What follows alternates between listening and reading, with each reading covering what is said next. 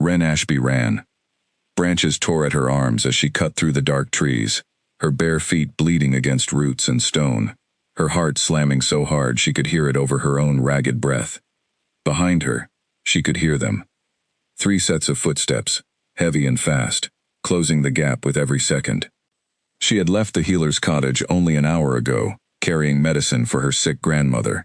She had not expected the world to fall apart between one step and the next. The men chasing her were not from her village. She had caught one glimpse of them by the river, tall and broad-shouldered, wearing the black and silver colors of a kingdom she did not recognize. Raiders, maybe. Or worse, the kind of men who took omegas from small villages and sold them to lords who wanted an unclaimed mate without the trouble of courting one. Ren was an omega. She had always known this made her valuable in a way she never wanted to be valuable. Her scent alone, sweet and warm like honey left in the sun, was enough to draw unwanted attention from any alpha within a mile. She had spent years learning to mask it with crushed herbs, to walk with her head down, to make herself forgettable. Tonight, none of that had mattered. A hand closed around her wrist. She screamed and twisted, driving her elbow back into a broad chest. The man grunted but did not let go. Another set of hands grabbed her from the other side. She kicked, bit, clawed, every instinct in her body screaming to fight, to run, to survive. "Feisty one," a voice said, low and amused. "The prince will like this." Prince. The word barely registered before she was hauled off her feet, thrown over a shoulder like a sack of grain. She beat her fists against the man's back, screamed until her throat burned, but the forest swallowed her voice whole.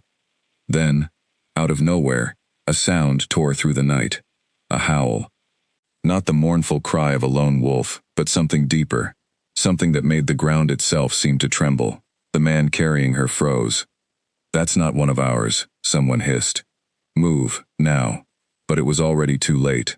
A shape came out of the darkness, like a shadow given teeth. Ren caught only a blur of gray fur and gold eyes before the man holding her was ripped away, thrown 10 feet through the air as if he weighed nothing at all. She hit the ground hard, the impact knocking the breath from her lungs, and she scrambled backward on her hands until her spine met the trunk of an old oak. The wolf was enormous, larger than any wolf she had ever seen, larger than any wolf had any right to be, with a coat the color of storm clouds and eyes that burned gold even in the darkness. It moved between her and the remaining 2 men with a low, rolling growl that seemed to come from the earth itself.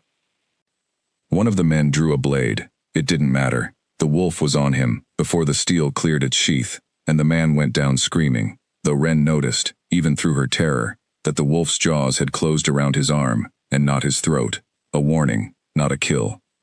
The last man ran. The wolf let him go, choosing instead to stand very still, chest heaving, gold eyes fixed on Ren. She should have run too. Every part of her mind told her to run, but her legs would not move, and the wolf was not advancing. It simply watched her, and something in its gaze felt less like a predator sizing up prey and more like recognition, like it knew her. Then the air around the wolf shimmered, bent, folded in on itself, and where the enormous gray wolf had stood, a man now knelt instead. He was tall, broad through the shoulders, with dark hair damp against his forehead, and eyes that held the same molten gold as the wolf's had. A thin scar cut through one eyebrow. He wore no shirt, and Ren could see the muscles across his chest, still rising and falling hard from the fight. He did not look at her the way the other men had. He looked at her the way a man looks at something he has been searching for his whole life, without knowing its name. "Are you hurt?" His voice was rough, low, careful, as though he were afraid one wrong word might shatter her. Ren opened her mouth. No sound came out. He moved closer, slow, hands open at his sides, the way one might approach a wounded animal. "I will not touch you unless you ask me to. I swear it on my pack." "Who?" Her voice cracked. She tried again. "Who are you?" Something flickered across his face, some private struggle she could not name. "Corwin," he said finally. "Corwin Vale." The name meant nothing to her, and yet the moment he said it, something inside her chest turned over, warm and strange, like a key finding its lock for the first time. She pressed a hand against her sternum, startled by the sensation, and saw his gaze drop to the same spot on his own chest, as if he felt it too. "You're a long way from your village," he said. "These woods are not safe tonight. There are men from Draven moving through this territory, and they do not ask permission before they take what they want." Draven. She had heard the name before, whispered by traders who came through her village with wary eyes. A kingdom to the east, ruled by a court known for cruelty and old grudges. Why would they be here? Corwin's jaw tightened. That is a longer conversation, and this is not the place for it. He rose to his feet in one fluid motion, then extended a hand toward her, palm up, patient. "Let me take you somewhere safe. I give you my word you will not be harmed." Ren stared at his hand. Every lesson she had ever learned told her not to trust an alpha, especially not one who had just torn a man's arm apart in front of her, especially not one whose presence alone made her pulse race in a way that had nothing to do with fear. But the alternative was staying alone in these woods, where the men in black and silver might still be searching. She took his hand. The moment her skin touched his, the strange warm feeling in her chest bloomed into something almost unbearable. A pull so strong it made her breath catch. Corwin's fingers tightened around hers, and for a heartbeat neither of them moved, both caught in the same impossible current. "What was that?" she whispered. "I don't know," he said, though something in his voice suggested he suspected exactly what it was, and did not yet dare to say the word aloud. "Come, I'll explain what I can." He led her through the trees at a careful pace, matching his long stride to her smaller, exhausted steps, one hand resting lightly at the small of her back, as though to steady her without truly touching her. She noticed how he scanned the darkness constantly, ears angled, nostrils flaring at every shift in the wind, a predator standing guard over something he had decided was his to protect. They walked for perhaps 20 minutes before the trees thinned, and a clearing opened before them, moonlight spilling silver over a small camp. 6 wolves lay resting near a low fire, though at Corwin's approach they lifted their heads, ears pricked, before shifting one by one into men and women who rose respectfully at his arrival. "My king," one of them said, bowing his head. He was younger than Corwin, with sandy hair and sharp eyes that flicked toward Ren with open curiosity. "We tracked the Draven scent to the river. They crossed back over the border an hour ago." "King." Ren's stomach dropped. Not prince, as the raider had called him, but king. She had just placed her hand in the palm of a ruling alpha, a man whose kingdom she knew nothing about, whose intentions toward her were still a mystery wrapped in gold eyes and gentle hands. "This is Ren," Corwin said, and something in the way he said her name, having only just learned it, made the sandy-haired man's eyebrows rise. "She is under my protection. See that a tent is prepared for her, and food, and anything else she requires." "Of course." The man bowed again, though his gaze lingered on Ren a moment longer, calculating something she could not read. Ren pulled her hand from Corwin's, suddenly aware of how many eyes were on her, how strange this all was. A girl from a small healer's village, standing barefoot and bleeding in the camp of a king. "I don't understand what's happening," she said quietly. "Why would Draven soldiers be after me? I'm nobody." Corwin's expression darkened, though not, she sensed, with anger toward her. "You are not nobody," he said. "Not to them, and not to me." He hesitated, as if weighing how much truth she could bear tonight. "There is a war brewing between my kingdom and Draven, one that has been simmering for years over old land and older grudges. Draven's court has taken to seizing unclaimed Omegas from border villages, using them as leverage, as hostages, sometimes worse. Your village lies close enough to the border that they may have simply been hunting for anyone they could find. So it was chance," she said slowly. "Not me specifically." Something in his eyes told her that was not quite the whole truth, but he did not correct her. "Not yet. Whatever the reason, you are safe now. Tomorrow I will see you return to your family, with guards to ensure no one troubles you on the road." Relief and something else, something disappointingly close to reluctance, tangled together in her chest. "Thank you," she managed. He studied her for a long moment, gold eyes searching her face, as though trying to memorize it, and then he stepped back, putting a careful distance between them that felt, strangely, like a kindness. "Rest, Ren Ashby. You have earned it." She was led to a small tent at the edge of the camp, given water and a warm cloak, and a plate of food she barely touched. her mind too full of gold eyes and a pull in her chest she could not explain.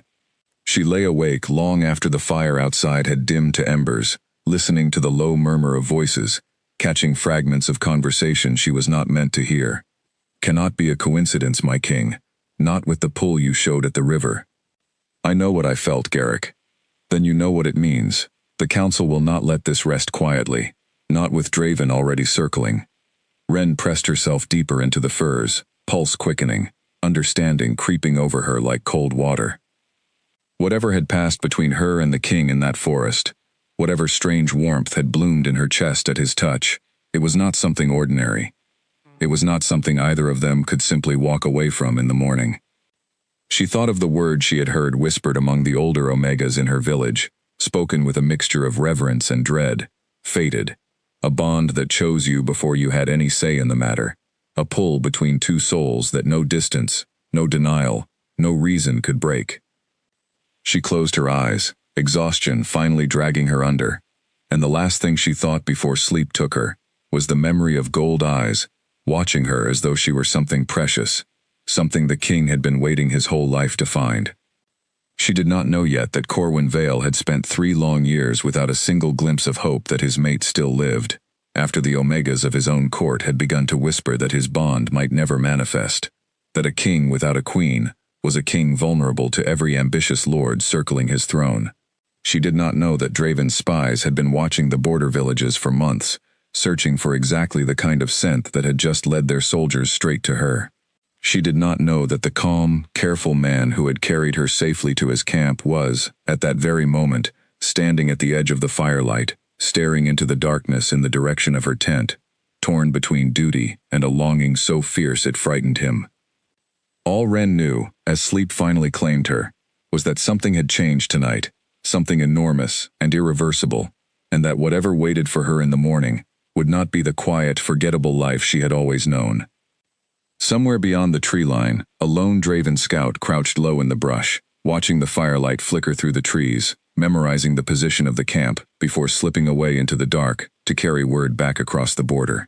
The king had found his mate, and there were men in Draven who would pay any price to make certain that bond never had the chance to be completed. The night was far from over. Morning came with the smell of wood smoke and the sound of wolves murmuring in low voices outside her tent. Ren woke stiff and sore, her feet aching from the previous night's run, but alive, and that alone felt like a miracle worth holding on to. When she stepped outside, the camp was already alert with motion. Warriors checked weapons, folded bedrolls, spoke to one another in short, clipped sentences that carried the weight of people preparing for something serious.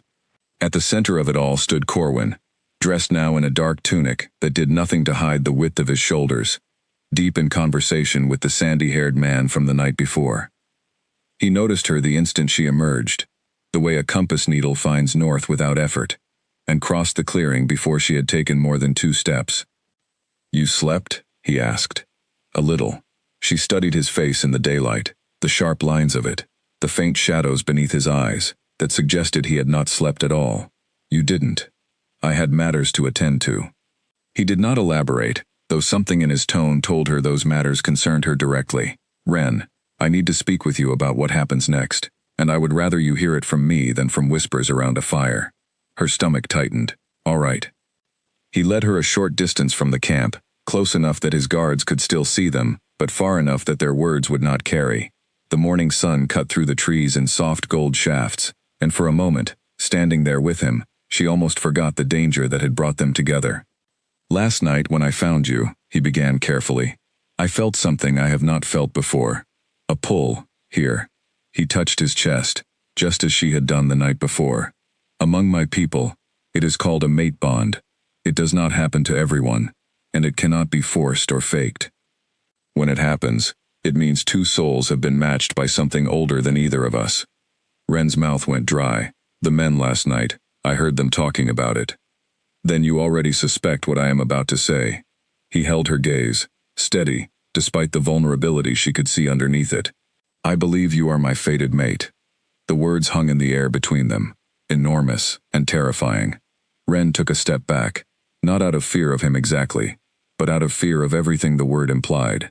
A queen, a kingdom, a war already circling like a wolf, at the edge of firelight. "I'm a healer's apprentice," she said, as though that alone were argument enough. "I've never left my village more than a day's walk in any direction. I don't know anything about kingdoms or courts or—" "I know."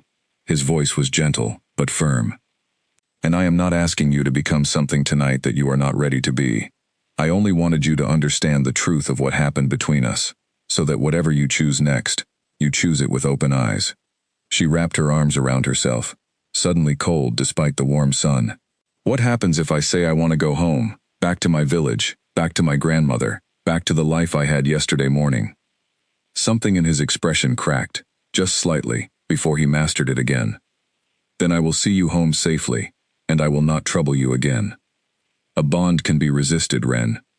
It is difficult, and it is not without cost to both of us, but it can be done. I would rather see you live a life you choose freely, than force you into one you did not ask for. It was, she realized with some surprise, exactly the answer she had needed to hear, and precisely the wrong answer to make her want to run from him. "And if I don't want to go home yet," she asked quietly, "if I want to understand more first, before I decide anything?" The relief that flickered across his face was unmistakable, quickly hidden but not quickly enough. "Then you would be welcome at my court, as my guest, for as long as you need. No expectations, no demands, only time, and safety, and the truth, whenever you want it." Before she could answer, Garrick, the sandy-haired man, approached with quick, urgent steps, his expression grim. "My king, a rider from the Western Watch. Draven forces were spotted crossing near Thistlewood before dawn, 12 at least, moving fast." Corwin's entire posture shifted, the gentle patience of a moment ago, replaced by the hard focus of a king at war. "Thistlewood is 2 hours from here." 1 hour, if they push their pace. "And Ren's village?" 3 hours south of Thistlewood. Garrick's gaze flicked to Ren. If they're searching for her specifically, they may already be moving toward it. Ren's heart lurched.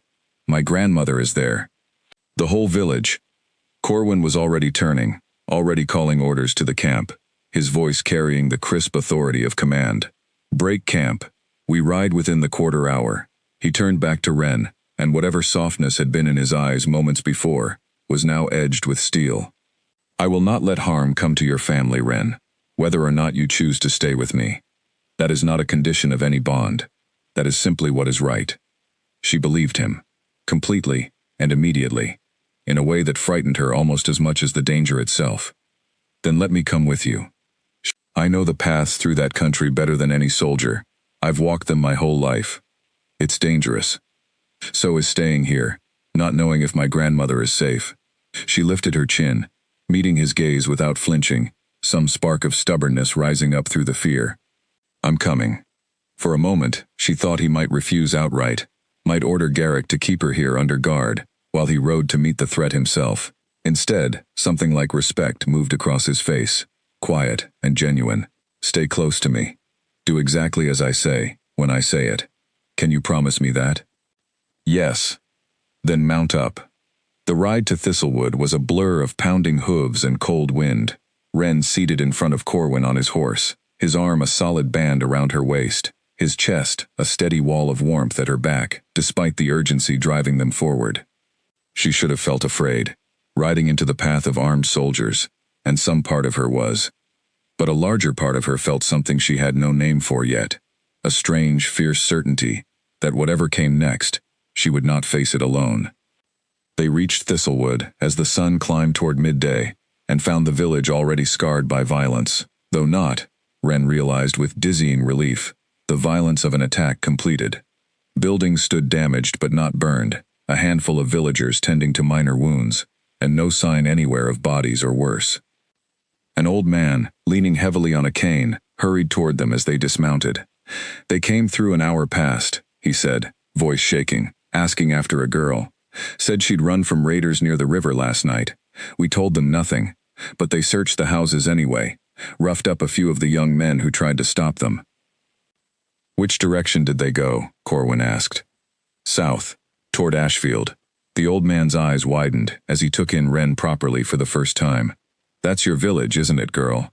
Ren's blood turned to ice. Ashfield. her home, her grandmother. How long ago? She demanded, stepping forward before Corwin could stop her. Not long. Perhaps half an hour. Corwin was already back on his horse, extending a hand down to her. We can catch them before they reach Ashfield if we ride now. She took his hand without hesitation, swinging up behind him this time, arms wrapped tight around his waist, as he spurred the horse into a hard gallop, his warriors falling into formation around them, wolves and riders moving together like a single living current of speed and purpose. The wind tore at her hair, her eyes stinging with the force of it, and still she held on, pressed against the solid warmth of the king's back, trusting him with a certainty that should have frightened her more than it did. Somewhere ahead, 12 soldiers from a kingdom that wanted her dead or captured were closing in on the only family she had left in the world, and the only thing standing between them and disaster was a king she had known for less than a single day, and a bond neither of them fully understood yet. They crested a ridge overlooking the valley, where Ashfield sat nestled against the river, smoke curling faintly from chimneys, the village still whole, still untouched. Relief crashed through her, so intense it nearly stole her breath. But relief did not last. Below, at the edge of the tree line just north of the village, she caught sight of movement, dark shapes moving in formation, closing the last stretch of distance toward the homes where her grandmother slept unaware of the danger approaching. "There," she gasped, pointing. "That's them." Corwin's jaw tightened, and beneath her hands she felt the low rumble building in his chest, the sound of a king about to become something far more dangerous. "Hold on," he said, and she felt the shift begin, even as the words left his mouth, the impossible, breathtaking transformation of a man into something ancient and powerful, and she understood, with sudden clarity, that whatever life she had known before last night was already gone, replaced by something vast and uncertain, and, despite everything, achingly alive. The horse would not carry a wolf, so Corwin slid free of the saddle mid-stride, already shifting before his feet touched the ground, and Wren found herself alone in the saddle for one terrifying heartbeat, before Garrick reined his own mount alongside her, steadying the reins. "Stay with me," he said. "The king can handle soldiers. He cannot handle worrying about you at the same time." She wanted to argue, every instinct screaming to run down into Ashfield herself, but she understood the sense in his words, and forced herself to match his pace, instead of racing ahead. Below them, chaos had already broken loose. The Draven soldiers, 12 strong, had reached the outer edge of the village, just as the great gray wolf and his pack tore down the hillside to meet them. It was not a clean fight. Steel flashed in the midday sun, villagers screamed and scattered, and the sound of combat, low growls and clashing blades and shouted commands, rolled up the hillside like thunder. Wren's hands shook on the reins as she watched Corwin move through the soldiers with a brutal, terrifying efficiency, never killing when a disabling wound would do, but never hesitating either, when a killing strike was the only thing that would stop a blade from finding one of his own. "There," Garrick said sharply, pointing toward the eastern edge of the village. 3 of them broke off from the main group, heading toward the houses. Wren's stomach dropped. That was the direction of her grandmother's cottage. She didn't think. She kicked her horse into motion before Garrick could stop her, ignoring his shout behind her, tearing down the slope toward the small stone house where she had grown up, where her grandmother lay too weak and too old to run from 3 armed soldiers hunting for a girl they believed was hiding inside. She reached the cottage just as one of the soldiers kicked in the door. "No!" The word tore out of her before she had even dismounted, and all 3 men turned toward the sound, toward her, recognition sparking in their eyes. "That's her," one of them said. "The healer's girl from the river." Wren's mind raced through every option, and found none of them good. She had no weapon, no training, nothing but the desperate need to keep them away from her grandmother. She backed toward the well at the center of the yard, drawing their attention away from the cottage door, buying whatever seconds she could. "Clever girl," the lead soldier said, drawing a short blade, advancing with unhurried confidence. "But you're not getting away this time. His lordship wants you delivered whole, but he never said unmarked." Wren's back hit the stone lip of the well. There was nowhere left to retreat. A gray blur hit the lead soldier from the side, with the force of a falling tree, and Wren staggered back, catching herself against the well, as Corwin's massive wolf form drove the man to the ground, jaws locking around his sword arm until the blade fell from nerveless fingers. The other two soldiers turned to run, but Garrick and two more wolves were already closing in from the tree line, cutting off any escape. It was over in less than a minute. The three soldiers, disarmed and bleeding but alive, were bound and left under guard, and Corwin shifted back to human form, chest heaving, gold eyes immediately finding Ren across the yard. "You were supposed to stay with Garrick," he said, and though his voice carried an edge of anger, what she saw in his face was fear, raw and unhidden, fear for her. "They were heading for my grandmother." Her own voice shook now that the danger had passed, the adrenaline draining out of her all at once, leaving her legs unsteady beneath her. "I couldn't just watch."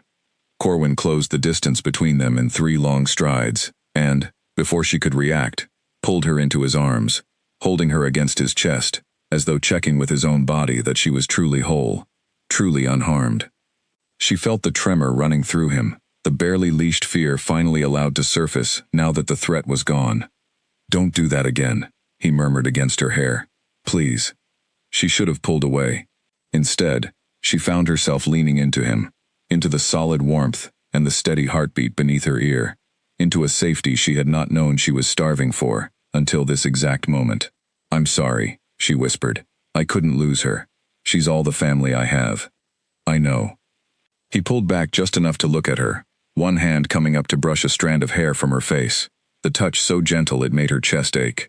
"And I would never ask you to stand aside while someone you love is in danger. I only wish it hadn't been you standing between them and a blade." The cottage door creaked, and Ren's grandmother appeared in the doorway, pale and shaking but very much alive, her sharp eyes taking in the scene before her, the bound soldiers, the wolves, the tall stranger with his arms still wrapped around her granddaughter. "Ren Ashby," the old woman said, in a voice that had scolded countless village children into obedience over the decades, "you had better start explaining, and quickly." It took the better part of an hour to explain even a fraction of what had happened, and by the end of it, Ren's grandmother sat very still, studying Corwin, with an expression that mixed suspicion and grudging respect in equal measure. "A fated bond," the old woman said finally. "I have not heard of a true one in 40 years. My own mother spoke of them like old fireside tales, more legend than truth." She fixed Corwin with a hard look. "And you intend to do right by my granddaughter, King Vale? Not merely claim her and forget the rest?" "I intend to give her every choice a queen deserves," Corwin said, without hesitation, "including the choice to walk away entirely, if that is what she wants." The old woman studied him a moment longer, then turned to Ren. "And what do you want, child?" Ren looked between her grandmother and the king, at the bound soldiers being led away toward Corwin's camp, at the shattered door of the only home she had ever known, and felt the shape of her old life falling away beneath her feet like sand in a receding tide. "I want to understand what's happening to me," she said slowly. "I want to know why Draven wants me badly enough to send soldiers across the border twice in one day, and I want to know if what I feel, this pull, this bond, is real, or if it's just fear and adrenaline making me imagine things that aren't there." "Fair enough," her grandmother said, and then, to Ren's surprise, reached out and patted Corwin's arm, with something almost like approval. "Take care of her, King Vale, and should you fail in that, know that I still remember how to make a poison that leaves no trace."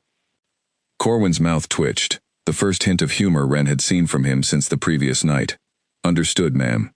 They stayed in Ashfield only long enough to see the village settled, the soldiers secured for transport, and Ren's grandmother placed under the protection of 2 of Corwin's warriors who would remain behind until the immediate danger passed. Ren packed a small bag of her own belongings, hands trembling as she folded the few dresses and keepsakes she owned, aware that whatever came next would not look anything like the life she was leaving behind. The ride to Corwin's kingdom took the better part of 2 days, through forests and hill country that grew steadily more unfamiliar, until at last they crested a final ridge, and Ren caught her first glimpse of Ashvale, the seat of Corwin's power. It rose from the valley floor like something out of a story, told to children at bedtime, towers of pale gray stone crowned with dark slate roofs, banners bearing a silver wolf snapping in the wind, a city sprawling out from the castle's base, in neat, orderly streets, full of life and color. "It's beautiful," she breathed. It is home, Corwin said simply, and something in the way he said it made her wonder how long it had been since it had felt like home to him, truly, rather than merely a duty he carried on his shoulders. They rode through the city gates, to a mixture of curious stares and low murmurs from the gathered crowds. Word of a stranger riding beside the king, spreading faster than their horses could carry them. Wren felt her cheeks burn under the weight of so many eyes, acutely aware of her plain, travel-stained clothes among the polished finery of the court members, already gathering at the castle steps to receive their king. At the top of those steps stood a man Wren did not recognize, tall and lean, dressed in fine dark clothing that marked him as someone of importance, his expression carefully neutral, in a way that somehow felt more calculating than open hostility would have. His eyes moved over Wren with a slow, assessing sweep before settling on Corwin. "My king," the man said, bowing with precise formality. "We had not expected your return so soon, nor with company. Alaric." Corwin's voice carried a note of wariness Wren had not heard from him before. "This is Wren Ashby. She will be staying at the castle as my guest." Alaric's gaze flicked back to Wren, something sharp and unreadable moving behind his eyes, before he masked it with a thin, polite smile. "A guest," he repeated. "How fortunate for her." He bowed again, shallow and swift. "The council will wish to convene at your earliest convenience, my king. There are matters concerning Draven's recent incursions that cannot wait." "I am aware," Corwin said. "Have them assembled within the hour." As Alaric turned to go, his eyes met Wren's one final time, and in that brief exchange, she felt something cold settle in her stomach, an instinct she could not name but did not dismiss either. Whatever welcome Ashvale held for her, she understood in that moment that not everyone within these walls would be glad of her arrival, and that the danger she had escaped in the forest might only be the first of many threats still waiting ahead. The chamber they gave her was larger than her grandmother's entire cottage, with tall windows overlooking the eastern gardens, and a bed piled high with furs and linens softer than anything Wren had ever touched.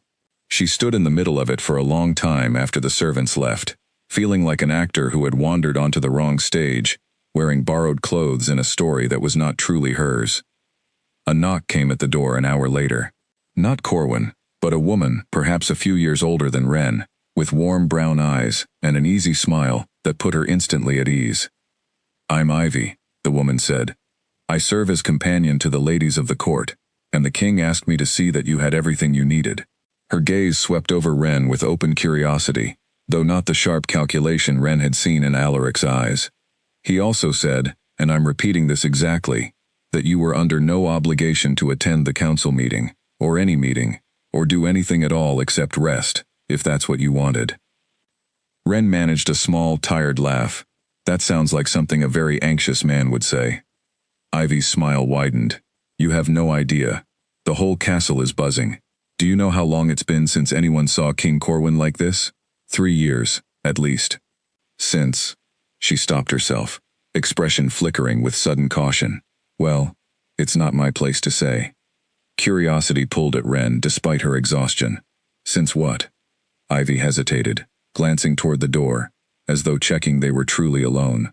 "Since Lady Saren," she said finally, quiet. She was meant to be his mate, or so everyone believed. Not a fated bond, nothing like what people are whispering about you, but a match arranged by the old council, one everyone expected him to accept. They were close to a formal binding when she was killed in a Draven raid on the border, 3 years past. He blamed himself. Still does, I think, though he'd never say it aloud. Wren's chest tightened with an ache she had not expected, sympathy for a man she barely knew, and yet somehow already cared for more than made sense. "That's terrible." "It changed him," Ivy said simply. "He closed himself off after that, threw himself into rebuilding the border defenses, into council work, into anything that kept him too busy to feel much of anything. The court began to worry he'd never take a mate at all, fated or otherwise, and a king without an heir is a king surrounded by nobles eager to claim the succession for their own families." Her eyes cut meaningfully toward the door, and Wren understood, without needing further explanation, exactly who Ivy meant. "Alaric," Wren said. His mother was cousin to the old queen, distant enough that his claim would face challenge, but strong enough that he spent years cultivating support among the council. Just in case. Ivy busied herself folding a blanket at the foot of the bed, not quite meeting Ren's eyes. I only tell you this so you understand what you've walked into. Some in this castle will welcome you with open arms, because they want to see the king happy again. Others will see you as a threat to plans they've spent years building. Best to know which is which before you trust too easily. The warning settled heavy in Ren's stomach, but she found herself grateful for the honesty, rather than resentful of it. Thank you, Ivy. Truly. Rest, Ivy said, moving toward the door. The king will likely come find you himself, once the council session ends. He didn't say as much, but I've served this court long enough to know a man in love when I see one, even one who hasn't admitted it to himself yet. Ren did not rest, not truly, though she lay across the impossibly soft bed and closed her eyes, her mind turning over everything Ivy had told her. A dead fiancé, a cousin with ambitions toward the throne, a king carrying grief and guilt in equal measure, now suddenly tethered by fate to a healer's apprentice who had never asked for any of this. She thought, too, of her own mother, a memory she rarely allowed herself to visit. Her mother had been an Omega as well, claimed young by an Alpha who promised the world and delivered only cruelty behind closed doors, a marriage that had ended when Ren was barely old enough to remember her mother's face clearly, only the sound of raised voices and the bruises she had learned, even as a small child, never to ask about. Her grandmother had raised her afterward, had taught her that an Omega's worth was not measured by which Alpha claimed her, that a bond, fated or otherwise, was not a guarantee of safety. It was that fear, more than any doubt about Corwin himself, that kept her wary. He had been nothing but gentle, nothing but careful with her, and still some old wound in her refused to trust easily, refused to believe that gentleness could not curdle into something else once a claim was made and a girl no longer had anywhere else to run. Corwin found her that evening on the balcony outside her chamber, watching the sun sink behind the western hills in a wash of orange and violet. He did not speak at first, simply came to stand beside her at a respectful distance, gold eyes fixed on the same horizon. The council meeting ran long, he said eventually. Forgive me for leaving you alone so much of the day. I didn't mind. Ivy kept me company. She glanced sideways at him, weighing whether to raise what she had learned, and decided honesty was the only foundation worth building anything on. She told me about Lady Saren. Something shuddered briefly behind his eyes before he mastered it. I see. I'm sorry, Ren said softly. I can't imagine what that loss must have felt like. It was a long time ago. His jaw tightened, betraying the lie in his own words. I do not say that to dismiss it, only because I have spent 3 years training myself to speak of it, without falling apart in front of my counsel. It is easier that way. Safer. Is that what this is, then? She asked, gesturing vaguely between them. Something safer than what you had with her? He turned to face her fully, and the raw honesty in his expression stole the breath from her lungs. No, he said. This is not safer. This terrifies me more than anything has since the day I learned she was gone. Because with Saren, whatever I felt, it was built slowly, over years. Something I could see coming and prepare myself for. With you, it happened in an instant, in the space between one breath and the next, and I have no idea how to protect my heart from something that arrived with such force and so little warning. Ren's own heart pounded, caught between the fear that had kept her guarded all day and the pull that had never once stopped tugging at her chest since the moment their hands had first touched in the forest. I'm frightened too, she admitted. Not of you. Of what happens if I let myself trust this, and it turns out to be something other than what it seems. I cannot promise you certainty, Corwin said. No one can, bond or not.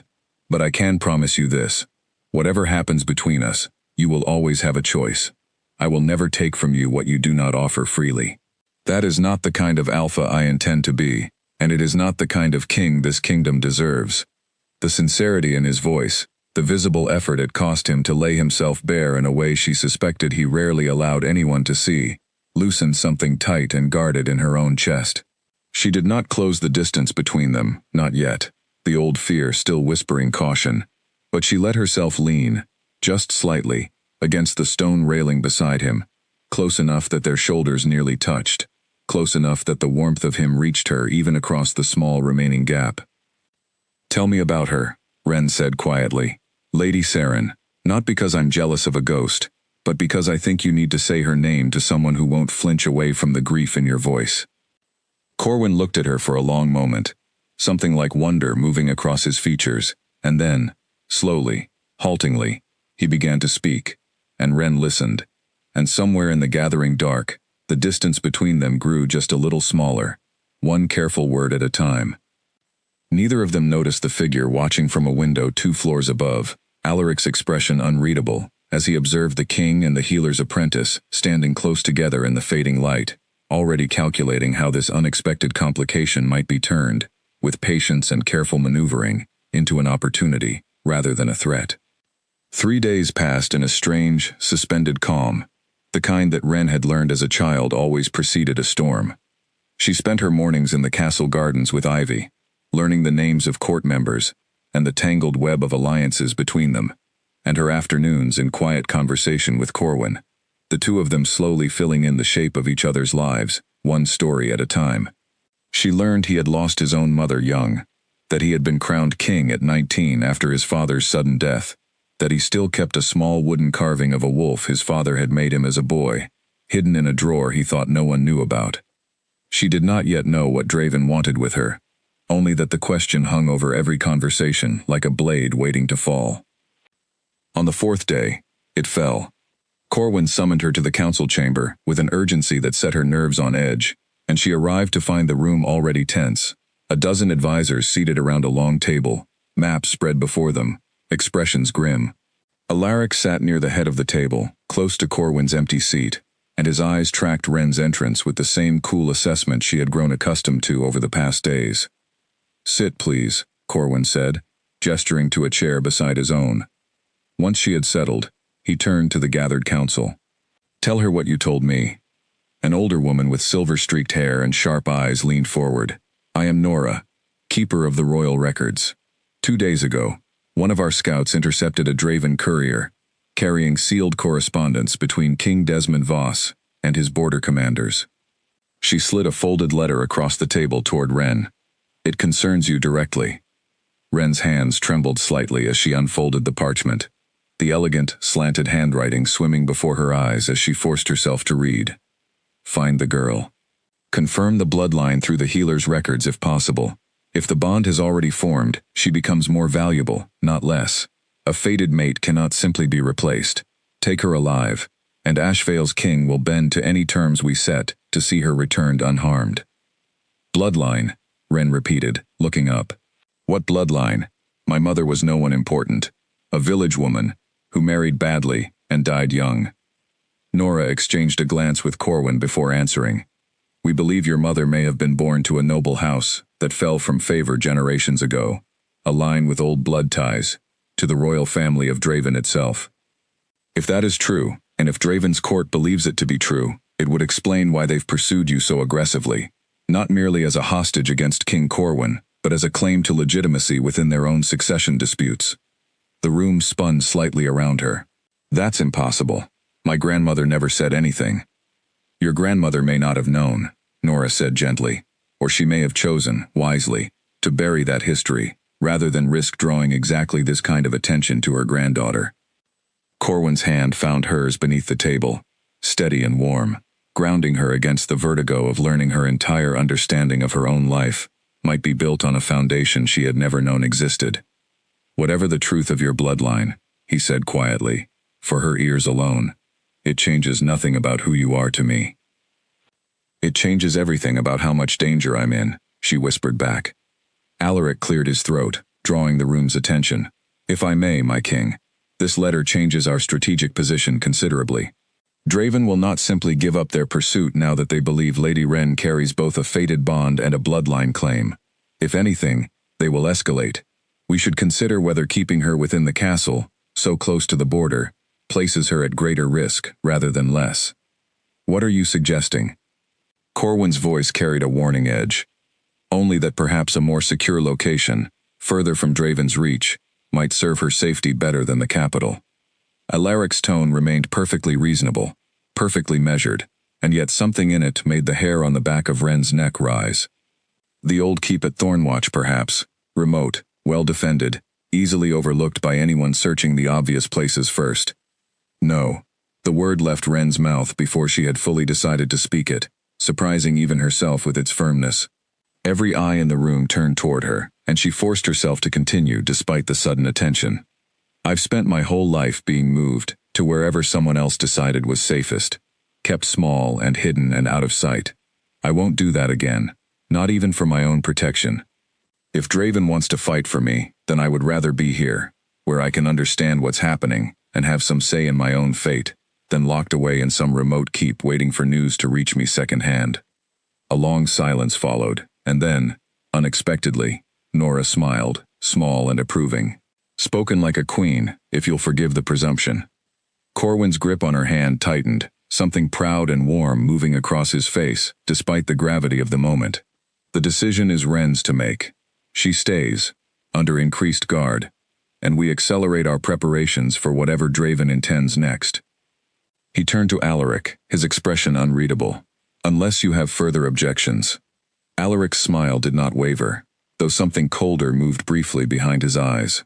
None, my king. Only concern for her safety, as always. The meeting continued for another hour, discussions of border patrols and increased watches and diplomatic channels that might yet avert outright war. But Ren found her attention drifting, caught on the memory of Alaric's carefully reasonable suggestion and the strange, cold feeling it had left in her stomach. Thornwatch, remote and easily overlooked. A place where, if something happened to her, it might be days before anyone realized, and longer still before help could arrive. She said nothing of her suspicion to Corwin that evening, not wanting to accuse a member of his own council on instinct alone, but she filed the moment away carefully, a small dark thread she resolved to keep watching. That night, unable to sleep, she wandered the castle's quiet halls, drawn by some restless energy she could not name, until she found herself outside the small library tucked into the eastern wing. A single candle burned within, and through the half-open door, she saw Nora seated at a desk, surrounded by old records and yellowed genealogies. Couldn't sleep either? Nora asked without looking up, apparently unsurprised by the interruption. No. Ren stepped inside, drawn by curiosity toward the scattered papers. Are those about my family? What remains of them? Yes. Old records are messy things, full of gaps and contradictions, but I've found enough to make me believe Draven's letter, at least in part. Nora finally looked up, her expression thoughtful. Your mother's family name, before she married, was Aldrich. Do you recognize it? Ren shook her head slowly. My grandmother never spoke of anyone by that name. The Aldrich line was stripped of its titles and lands nearly 60 years ago, following accusations of treason against the Draven crown. Accusations many believed at the time were fabricated to remove a family that held too much popular support among Draven's border provinces. Several members fled west, into Ashvale territory, and simply vanished from formal record after that. Nora tapped the yellowed page before her. Your mother would have been among the second generation born in exile. If Draven's court has recently uncovered proof that the Aldrich bloodline survived, and specifically survived in a young woman who has now formed a fated bond with Ashvale's king, that combination would be seen as an enormous threat to King Desmond Voss's own contested claim to his throne. So I'm not just valuable to them as a hostage, Ren said slowly, piecing it together. I could be a rallying point, someone Draven's own disaffected nobles might support, instead of their current king, if they ever learned the truth. Precisely. Nora's expression turned grave, which means King Desmond has every incentive to either control you completely, using you to strengthen his own position through a forced marriage, or worse, or to eliminate the threat you represent entirely, should he decide you cannot be safely controlled.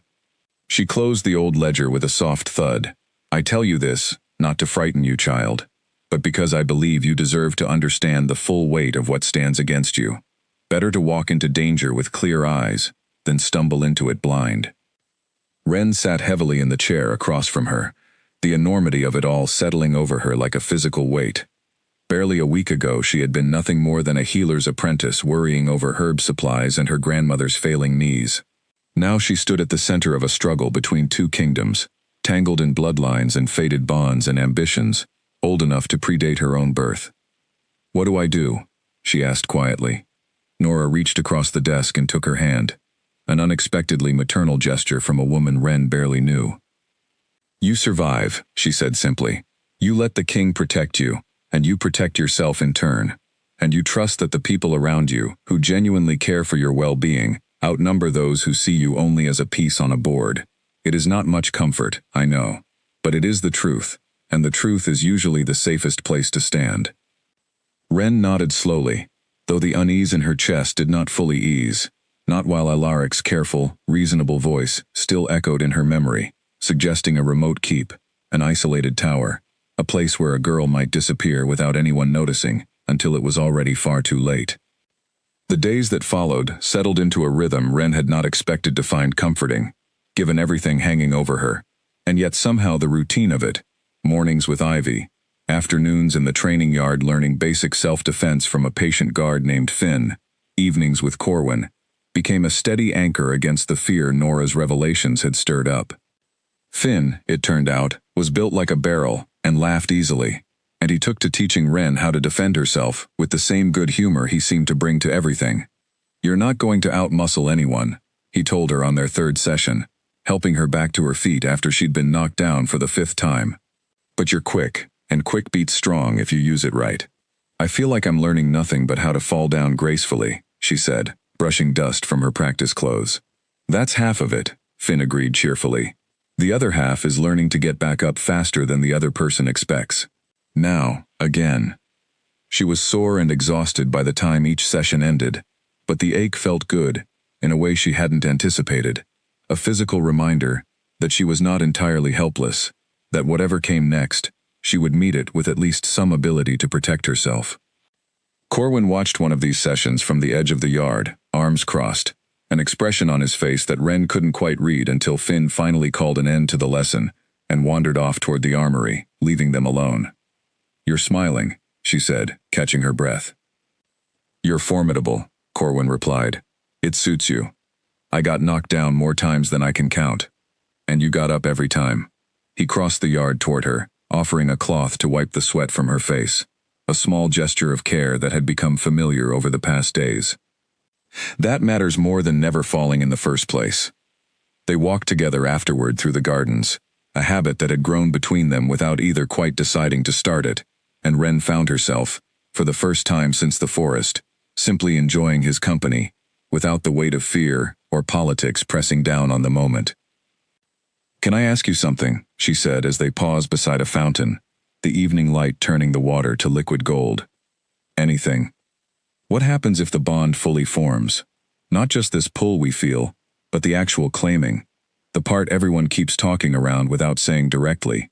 She kept her eyes on the water, unable to meet his gaze while asking something so vulnerable. "What changes?" Corwin was quiet for a long moment, choosing his words with obvious care. "The bond deepens, in ways that are hard to explain to someone who hasn't experienced it. You would feel my emotions more clearly, and I yours, a kind of connection that goes beyond ordinary understanding between two people. It is permanent, Ren. Once claimed, a mate bond cannot be undone, not by distance, not by time, not by anything either of us might wish otherwise later." "That's what frightens me," she admitted quietly. "Not you, not even the bond itself, but the permanence of it. My mother made a choice young, trusting a man who promised her the world, and she paid for that trust for the rest of her short life. I don't know how to trust something that can't be undone, if I turn out to be wrong." Corwin turned to face her fully, gold eyes steady and solemn in the fading light. "Then we won't rush it," he said simply. "The bond between us has already begun. That much neither of us can deny. But the choice of whether to complete it, whether to claim and be claimed in return, that remains entirely yours to make, whenever you feel ready to make it. If that day never comes, I will grieve the loss. I won't pretend otherwise. But I will not resent you for choosing your own safety and peace of mind over a bond you did not ask for." "You keep saying things like that," Ren said, something warm and aching blooming in her chest. "Things that make it harder to keep my guard up around you." A small, genuine smile curved his mouth, the kind she had rarely seen from him, unguarded and boyish, despite the weight he carried as king. "Good," he said. "I would rather earn your trust slowly and honestly than have it handed to me, because fate decided we belonged together. Fate brought us to the same forest on the same night, Everything since then has been a choice, and I intend to keep choosing you, patiently, for as long as it takes. Ren felt the last of her careful distance crumbling, not all at once, but enough that she closed the small gap between them, resting her palm against his chest where she knew, without needing to ask, that the same warm pull lived beneath his skin, as lived beneath her own. His heart beat steady and quick beneath her hand, and his own hand rose to cover hers, gentle, reverent, as though she were something infinitely precious he still couldn't quite believe was real. "Corwin," she whispered.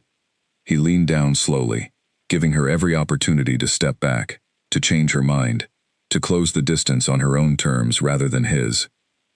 She did not step back. Their lips met, soft and careful at first, a question more than an answer, and the warm pull in her chest surged into something bright and overwhelming, a rightness so profound it stole the breath from her lungs entirely. The kiss deepened only slightly, before a sharp horn blast shattered the quiet evening air. Once, twice, 3 times in rapid succession, the unmistakable signal of an alarm raised along the castle walls. Corwin broke away instantly, every trace of softness replaced in a heartbeat by the hard focus of a king facing danger. "That's the Eastern Watch," he said, already moving toward the sound. "Stay here, Ren. Stay inside the—" "I'm not staying anywhere alone," she said, matching his pace despite his obvious wish otherwise. "Not after everything Nora told me." He didn't argue further, perhaps understanding there was no time to waste on a debate she wouldn't yield. They reached the eastern battlements together, joining a cluster of guards already gathered along the wall, torches lit against the deepening dusk, all eyes fixed on the road leading up from the valley below. A single rider approached at a hard gallop, cloak streaming behind him, the black and silver colors of Draven unmistakable even at a distance. He carried no weapon raised, no obvious threat, only a sealed scroll held high above his head as he approached the gate, calling out in a voice pitched to carry. "A message from King Desmond Voss of Draven. I come under a banner of parley, seeking only to deliver terms." Corwin's expression turned to granite as he watched the rider approach. "Let him through," he called down, "but keep every archer on this wall trained on him the entire time." The rider was escorted into the courtyard below, dismounting with careful, unhurried movements, clearly meant to demonstrate he posed no immediate threat, before extending the sealed scroll toward the nearest guard, who carried it up to where Corwin and Ren waited. Corwin broke the seal and read in silence, his jaw tightening with every line, until finally he lowered the parchment, his gaze finding Ren's with an expression she had not seen from him before, something between fury and dread. "What does it say?" she asked, though some part of her already suspected the answer would not be good. "King Desmond demands your return to Draven within 7 days, Corwin said, his voice carefully controlled despite the anger simmering beneath it. "In exchange for your surrender, he offers a formal end to hostilities along our shared border. Should we refuse, he promises to consider it an act of war, and he claims sufficient evidence of your bloodline to rally support among his own nobles for whatever action he deems necessary to reclaim what he calls, and I quote directly, Draven's rightful daughter." The words hit Ren like a physical blow. 7 days. An impossible choice laid bare. Her freedom weighed openly against the lives of an entire kingdom. A war that would cost countless people everything, simply because she existed, and had been born into a bloodline she hadn't even known she carried until days ago. "What happens if I go?" she asked quietly, already dreading the answer even as she needed to hear it spoken aloud. Corwin's hand found hers, gripping tight enough to hurt, though she suspected he didn't fully realize his own strength in that moment. "You will not be going anywhere," he said, low and fierce. "I don't care what threats Desmond Voss makes. I will not hand you over to a man who sees you as nothing more than a political instrument to be used and discarded once you've served his purpose." "But the war," Ren whispered. "How many people will die because of a decision that was never truly mine to control?" Neither of them had an answer for that yet, and the question hung heavy in the air between them, as the Draven messenger mounted his horse below and rode back out through the gates, disappearing into the gathering dark, carrying with him the certain knowledge that whatever answer Ashvale's king intended to give, it would not be the surrender his own king demanded. The council chamber that night held none of the earlier calm.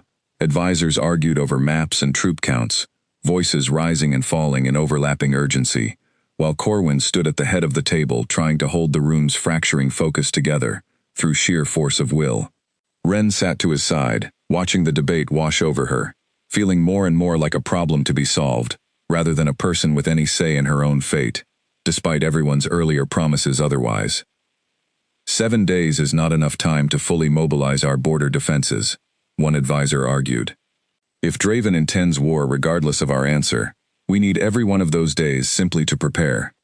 And if we spend those days preparing for war, instead of pursuing diplomacy, we guarantee the very outcome we claim to want to avoid, Nora countered sharply.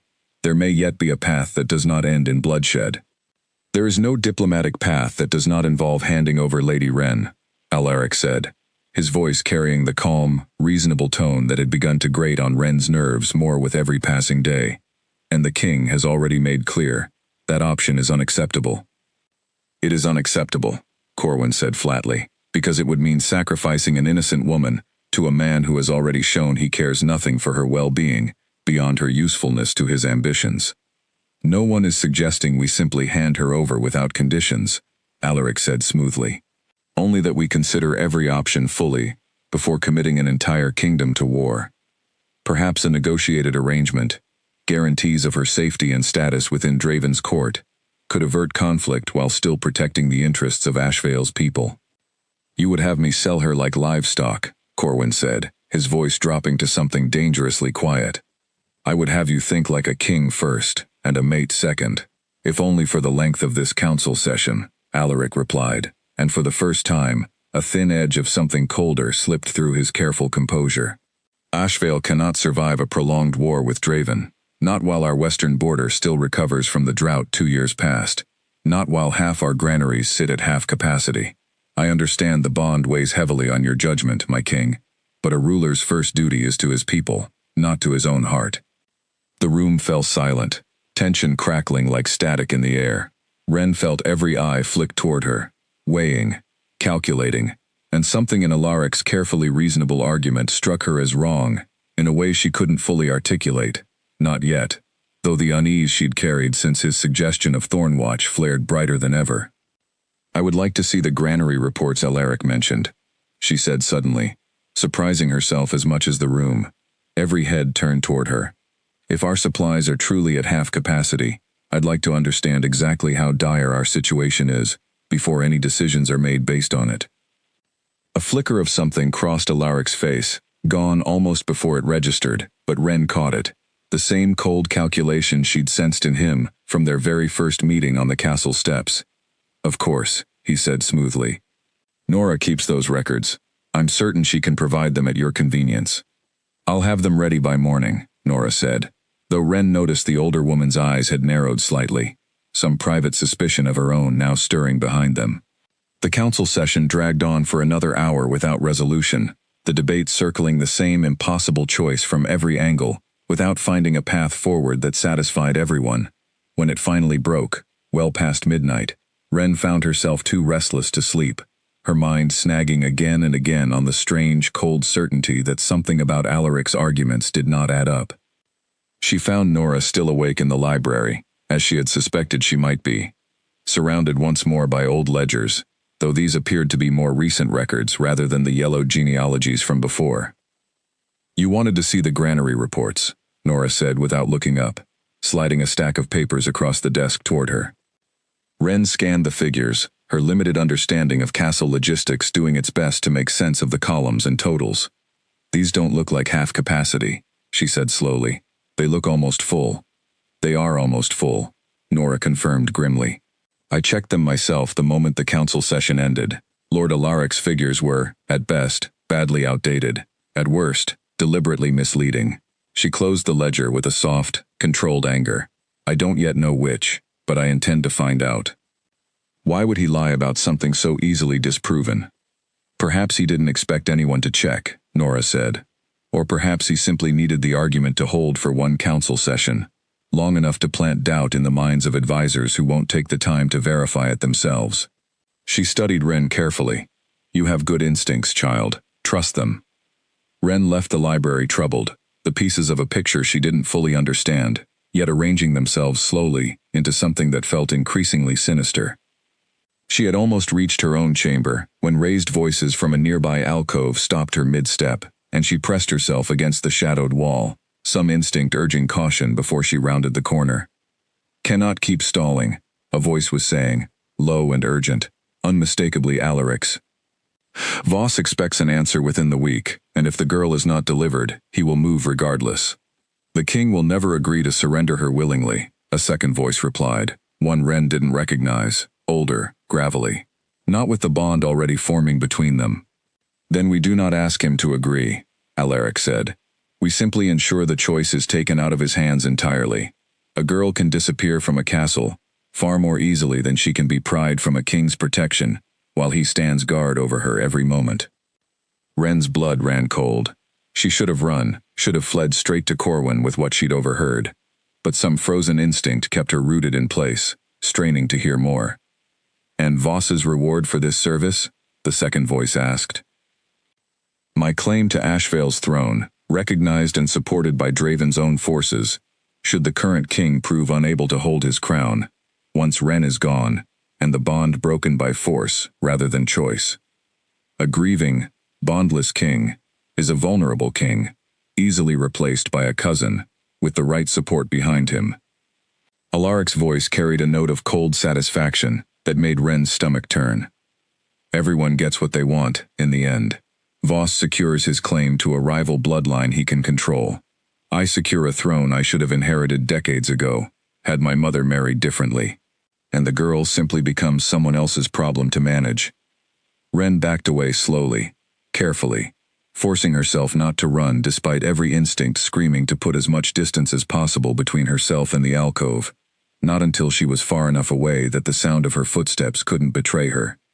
Only once she'd rounded 2 more corners did she finally break into a run, racing toward Corwin's chambers, with her heart hammering against her ribs, the full weight of what she'd overheard crashing over her all at once. Alaric wasn't merely opposed to the match on political grounds. He was actively conspiring with Draven itself, planning to have her taken, removed from the board entirely, so that he might seize the very throne he'd spent the entire council session pretending to protect with such careful, reasonable concern. She reached Corwin's door and pounded against it without hesitation, uncaring of the late hour or the impropriety, and when he opened it, already alert at the urgency in her knock, she stumbled inside and told him everything, every word she'd overheard, watching his expression shift from confusion to fury to a kind of cold, controlled rage she had not yet seen from him. "He's been planning this from the moment I brought you through the castle gates," Corwin said, his voice dangerously quiet. "Perhaps longer, if he's had contact with Voss's court before now." "What do we do?" Ren asked, still catching her breath. Corwin's gold eyes met hers, hard and resolute. "We do not let him know that we know," he said slowly. "Not yet. If Alaric believes his plan remains hidden, he will act according to his own timeline, and we will be watching, ready, when he finally makes his move. But Ren, from this moment forward, you do not leave my sight, or the sight of someone I trust absolutely. Do you understand me? Whatever Alaric intends, I will not give him the opportunity to succeed." Ren nodded, though even as she agreed, some cold certainty settled over her that whatever careful plans they made tonight, Alaric had already been maneuvering far longer than either of them realized, and the danger closing in around her was far from finished revealing its full shape. 2 days passed under a careful, watchful calm. Corwin doubled the guard around Ren without making the change obvious enough to alert Alaric that his plot had been discovered, and Nora quietly began gathering evidence of the falsified granary reports, evidence that might, in time, be enough to expose Alaric's betrayal formally before the full council. Ren hated the waiting. She hated pretending everything was normal at meals, smiling politely at Alaric across the table, while knowing exactly what he intended for her. Hated the way her skin crawled every time his calm, reasonable voice offered another carefully worded suggestion during council sessions. But Corwin had asked for patience, for the appearance of ignorance long enough to catch Alaric in the act, rather than simply accusing him without proof that might not hold against a lord with decades of cultivated support among the nobility. On the 3rd night, Ivy came to her chamber, with a message that made the careful calm shatter all at once. "There's a healer in the lower town asking for you specifically," Ivy said, looking puzzled. "Says your grandmother sent word, through a trader passing through Ashfield, that she's taken ill and needs your particular knowledge of her usual remedies. The messenger's waiting at the gate. Wren's heart clenched. Is she all right? The messenger didn't say more than that, only that it was urgent. Ivy hesitated. I can fetch the king, if you'd like, before you go anywhere. Every instinct told Wren to wait for Corwin, to follow the careful protocols they'd established over the past 2 days. But the thought of her grandmother suffering alone, perhaps seriously ill, while she delayed for the sake of caution, was almost unbearable. The king is in council with the border commanders until midnight, she said slowly. Finn is on guard duty outside my door. If he comes with me to the gate, just to speak with the messenger and understand what's happening, that should be safe enough. Ivy still looked uncertain, but nodded. I'll fetch Finn. It was, Wren would realize later, exactly the mistake Alaric had been waiting for her to make. Finn accompanied her down through the castle's quiet halls toward the main gate, his presence a comfort even as unease prickled at the back of Wren's neck with every step. The messenger waiting in the gatehouse was a stranger, a thin, nervous man who would not quite meet her eyes as he repeated the same vague message Ivy had relayed. Your grandmother's fever worsened 2 days past, the man said. The village healer sent me straight away, but I know little else. I was only asked to deliver the message and guide you back myself, if you're willing, since the roads through Thistlewood have grown dangerous for travelers alone. Something about his manner felt wrong, too rehearsed, his eyes darting toward the shadows beyond the gate, rather than settling anywhere with the natural focus of a man simply delivering urgent news. Wren opened her mouth to say she would send guards instead, that she would not simply follow a stranger out into the night, no matter how urgent the message. She never got the chance. A cloth pressed hard against her mouth and nose from behind, some bitter chemical scent flooding her senses, and she heard Finn's shout cut off abruptly, the sound of a struggle, a heavy thud. She fought against the arms holding her, clawing, kicking, every lesson Finn had taught her flooding back in a desperate rush. But the drug was already working through her system, her limbs growing heavy and uncoordinated, even as her mind screamed at her to keep fighting. The last thing she saw before darkness claimed her was Alaric's face, calm and unhurried, stepping out from the shadows of the gatehouse with an expression of quiet satisfaction, watching as 2 men lifted her limp body onto a waiting horse. Take her out through the old drainage tunnel, she heard him say, distant and fading. Voss's men will be waiting at the agreed crossing by dawn, and someone see to it that the guard is found in a way that suggests he fell asleep at his post, nothing more. We wouldn't want anyone thinking too hard about what really happened here tonight. Then there was nothing at all. Corwin felt it the moment the bond fractured, a wrongness so profound it tore him bodily out of his seat in the middle of the border commander's briefing, gasping as though someone had driven a blade between his ribs. Every advisor in the room fell silent, staring as their king pressed a hand to his chest, his face gone pale. My king? One of them asked cautiously. Wren. The name left him as barely more than a whisper before he was moving, shoving through the chamber doors, with a speed that sent papers scattering in his wake, his instincts screaming louder than any conscious thought could form. He reached her chamber to find it empty, and his heart, already hammering, plunged into something colder and more desperate. He found Finn slumped in the corridor outside, unconscious but alive, a shallow wound at his temple, where he'd been struck from behind. Ivy came running moments later at the sound of Corwin's furious shout for the guard, her face draining of color as she explained, in halting, horrified fragments, about the messenger, about the urgent word from Wren's grandmother, about her own foolish willingness to believe it without question. Find Alaric, Corwin snarled to the guards now gathering in the corridor, his voice barely recognizable, the low growl of the wolf beneath the words. Search his chambers, his belongings, everything, now. Alaric, of course, was nowhere to be found, his chambers already stripped of anything incriminating, though a careful search turned up a single overlooked scrap of parchment tucked behind a loose stone in the hearth, a partial draft of a letter to King Desmond Voss, confirming a delivery point along the eastern border road, timed for dawn. Corwin read it twice, his hands shaking with a fury so complete it felt almost like calm, a terrible clarity settling over him. Rouse every warrior in this castle, he said, voice flat and lethal. We ride within the quarter hour. Nora, send word to every border patrol between here and the crossing. If anyone sees Draven soldiers moving with a captive, I want to know immediately. My king, Nora said carefully. If we ride in force straight for the border, and Alaric's men see us coming, they may simply kill her, rather than risk being caught with her alive. The words landed like a physical blow, and for one terrible moment, Corwin's composure cracked entirely, raw grief and terror flashing plain across his face, before he forced it back down beneath the cold, focused resolve a king at war required. Then we do not ride in force, he said slowly. We ride smart. Garrick, gather the fastest riders, no more than a dozen wolves, who can move silently through the border woods without drawing attention. We intercept before they reach the crossing, not after. Garrick was already moving, calling names, gathering the small strike force with brisk efficiency, and within minutes, Corwin found himself once more astride his horse, tearing through the castle gates into the night. The same desperate urgency that had driven him to Ashfield's rescue, now burning tenfold hotter, fueled by a bond stretched thin and fraying, with every mile that separated him from the woman he had come, in the span of little more than a week, to love with a completeness that frightened him more than any battle ever had.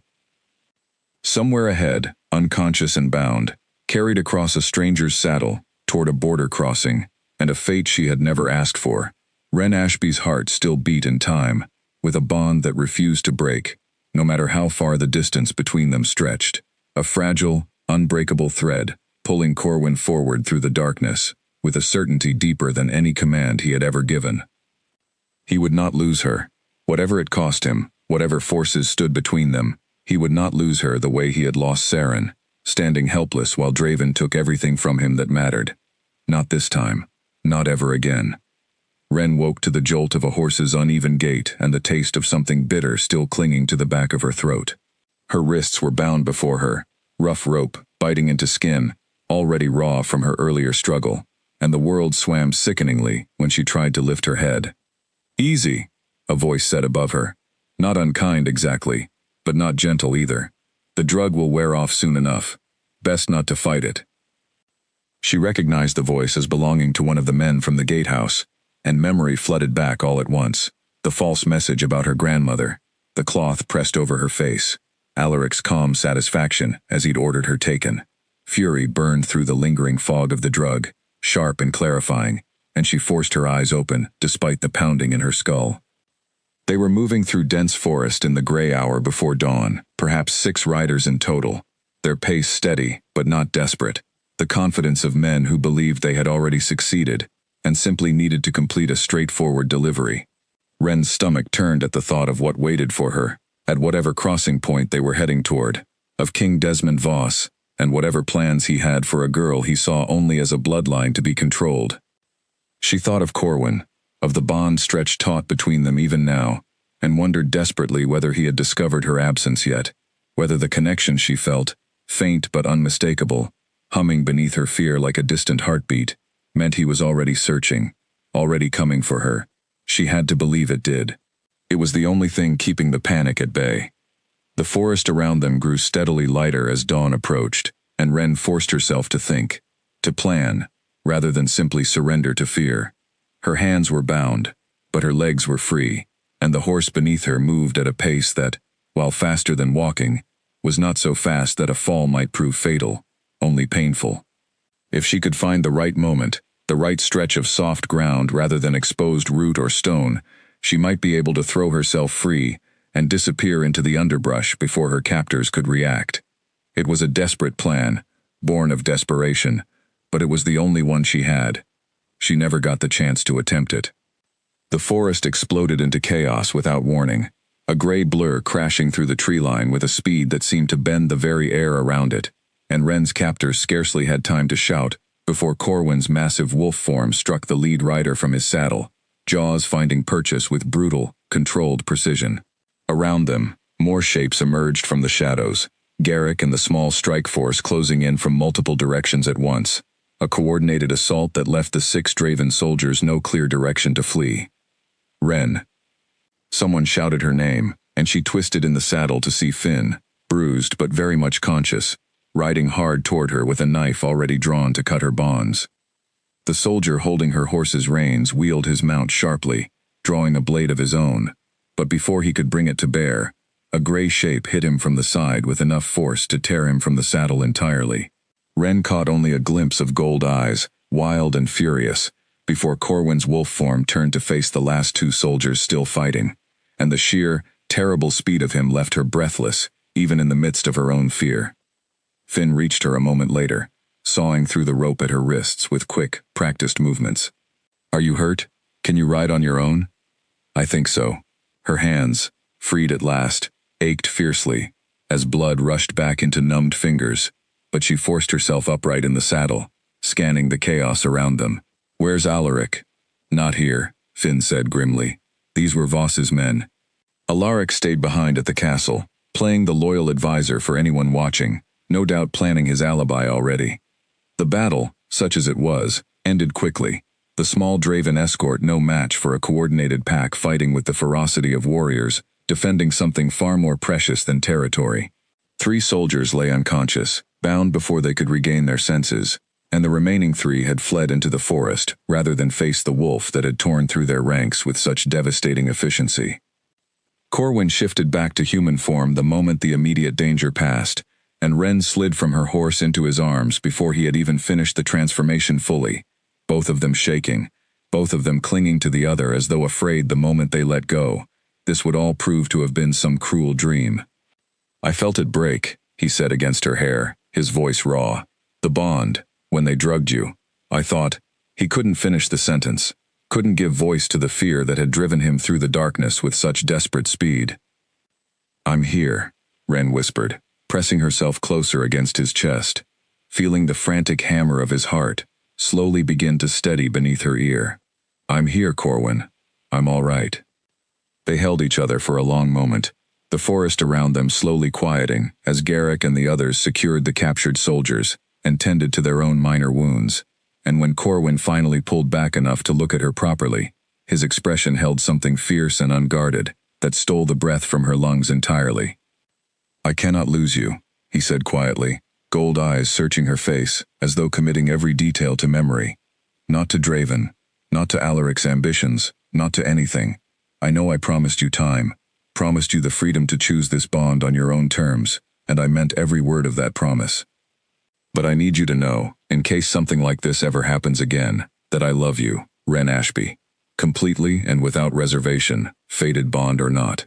I would have crossed every border in this world to find you tonight." Tears she hadn't realized were building spilled down her cheeks, and she found herself laughing despite them, a sound caught somewhere between joy and the last dregs of terror finally releasing their grip on her chest. "I love you too," she said, the words easier to speak than she had expected, true in a way that settled something deep and uncertain finally into place. "I think I have, since the forest, since you looked at me like I was something precious, instead of something to be used or hidden away. I was just too frightened to say it until now." Corwin's hands cupped her face gently, thumbs brushing away her tears with a tenderness that belied the fierce warrior who had torn through 6 armed soldiers only minutes before. "Then let this be your choice," he said softly, made freely, with nothing forcing your hand but your own heart. "Will you complete the bond with me, Ren? Will you be my mate, my queen, for however long fate allows us together?" She thought of her mother's caution, of her grandmother's hard-won wisdom, of every fear that had kept her guarded through the past strange, dangerous week, and she found, standing there in the gray dawn light with blood on the ground and danger not yet fully past, that none of those fears held the same weight anymore, not against the certainty of what she felt for the man in front of her, a certainty built not merely on fate's mysterious pull, but on choice, patience, and a trust earned one honest moment at a time. "Yes," she said. "Yes, Corwin. I choose you." What followed was not for anyone else's eyes, a private moment shared between 2 people, finally allowing themselves the full completion of a bond that had been building since the night they first met, gentle and reverent and entirely their own, while Garrick quietly ordered the strike force to make camp a respectful distance away and keep watch over the horizon for any further threat.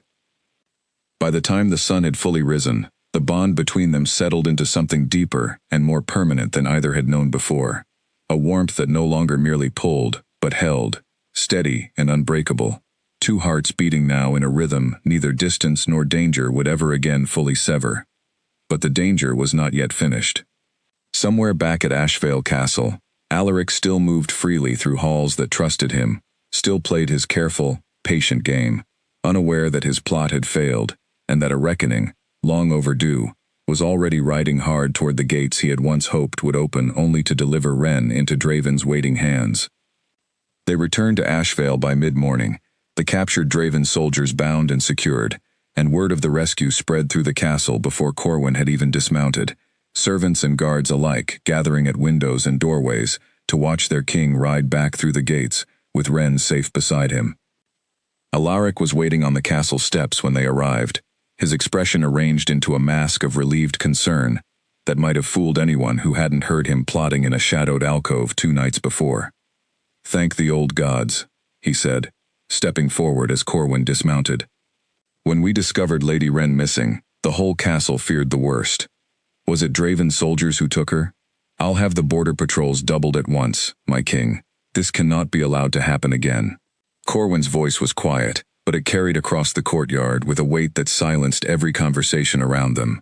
"We found the message you sent to King Desmond Voss, confirming a delivery point along the eastern border road. We know about the false granary reports, meant to weaken council support for defending Ren against Draven's demands. And we have 3 soldiers currently in chains who will happily confirm exactly who arranged for their entry through the castle's drainage tunnel." The mask slipped, just for a moment, cold calculation flashing plain across Alaric's face before he mastered it once more, though the damage was already done, witnessed by every guard and servant gathered in the courtyard. "I don't know what you think you've uncovered, my king, but I assure you." "Guards," Corwin said, not raising his voice, not needing to. "Take Lord Alaric into custody. He will stand before the full council to answer for treason against the crown of Ashvale." Alaric's composure finally cracked entirely, as 2 guards moved to flank him, his eyes darting toward the gathered crowd, as though searching for some ally who might yet intervene on his behalf. None came forward.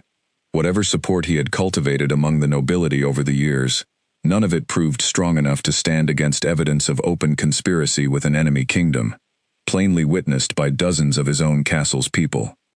"You'll regret this," he spat, as the guards led him away. "Voss will not simply let this rest, Corwin. War is coming regardless of what happens to me." "Then we will meet it," Corwin said simply, "as we have always met every threat to this kingdom.